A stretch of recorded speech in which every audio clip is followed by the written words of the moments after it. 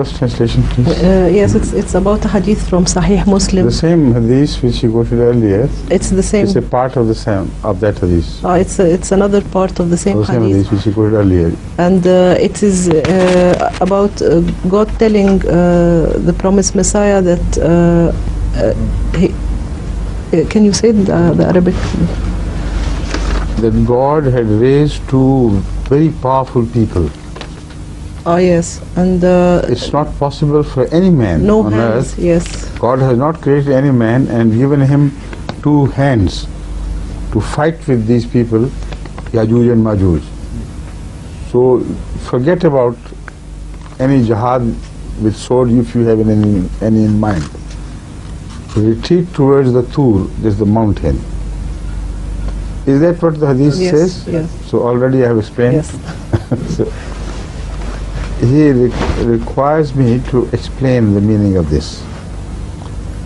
It's a very important portion of the same hadith in which the re-advent of Jesus Christ is mentioned. And it explains many things which clear the position of the Muslim against all allegations of his inventing new deen and abandoning part of central Islamic teaching like jihad. It's a very important portion of the hadith. According to Hazrat Rasulullah sallallahu alaihi wasallam, the true Messiah who would appear from heaven, whom Allah will send, he will not raise sword against Yajooj Majooj. Even if he had intended, God will do wahy to him, send wahy to him, reveal to him that God has not given power to any living soul on earth to fight against these powerful people which God himself has raised. Who are Yajooj Majooj? See? It's obvious. The British, as in the capacity of Christian power, the Russians in the capacity of an ex-Christian power, but still they belong to the world of Christianity. Similarly, all the Western and Eastern Europe make Yajooj and Majooj these two powerful people who were destined to conquer the whole world and become too powerful for any other people in the world to combat them. Even America and Canada are their children. They are the offsprings of Europeans. See? Even the Australians are their children. So count them in, and that makes the complete picture of Yajooj and Majooj. So if Allah tells Hazrat Masih that you must not fight against them with sword, and the mullahs tell the Masih that you must fight or we will not accept you, whom should the Messiah follow? Obviously, evidently. The mullah's demand of jihad bisayf falls to pieces against this one injunction of God mentioned in this hadith, and it is hadith Qudsi, because it is mentioned that Allah will send wahi to Messiah that you must not fight with material weapons. So how can you fight these powerful people with? You should fight with dua. That is the other portion which we have not read. The instructions given by Hazrat Muhammad sallallahu alaihi wasallam, but not by him, but what he mentions will be given to the Messiah by Allah himself, would be that forget about raising sword against these people. Number one, retreat towards the mountain and then pray, and it will be through your prayer that Yajooj, Majooj, Dajjal, etc. they will be destroyed, they will melt like salt in water. So this is the full picture. But what is mountain? What is Tur? This is the question. I believe mountain is the symbol of the Quranic revelation, because as such it is mentioned in the Holy Quran. لو أنزلنا هذا القرآن على جبل لرأيته خاشعا متصدعا من خشية الله وتلك الأمثال نضربها للناس لعلهم يتفكرون. This Jabal is Jabal Muhammad Mustafa sallallahu alaihi wasallam, which, despite the fact that other big people, other prophets of God, could not carry the load of Wahi Quran, Hazrat Muhammad sallallahu alaihi wasallam came forward and carried the load successfully. So what Jibal could not do, he did.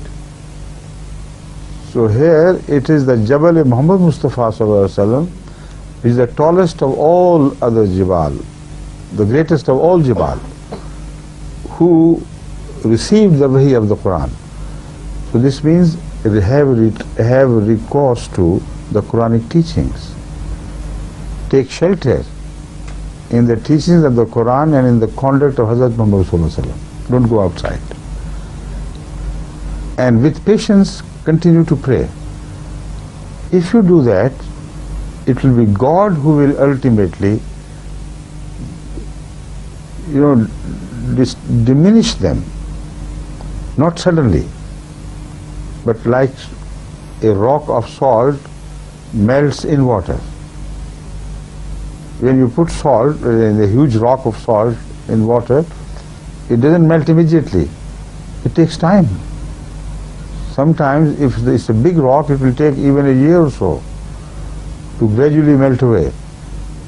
So this is the process of their gradual dispossession of their powers, which means they will be dispossessed of the great powers slowly and gradually as an effect of the prayer of the Masih Maud and his Jamaat. Because his Jamaat is also mentioned. You take shelter in the mountain and also take your Jamaat along with you to have shelter there. Now this hadith stands absolutely counter to some other ahadith which are popular among the mullahs.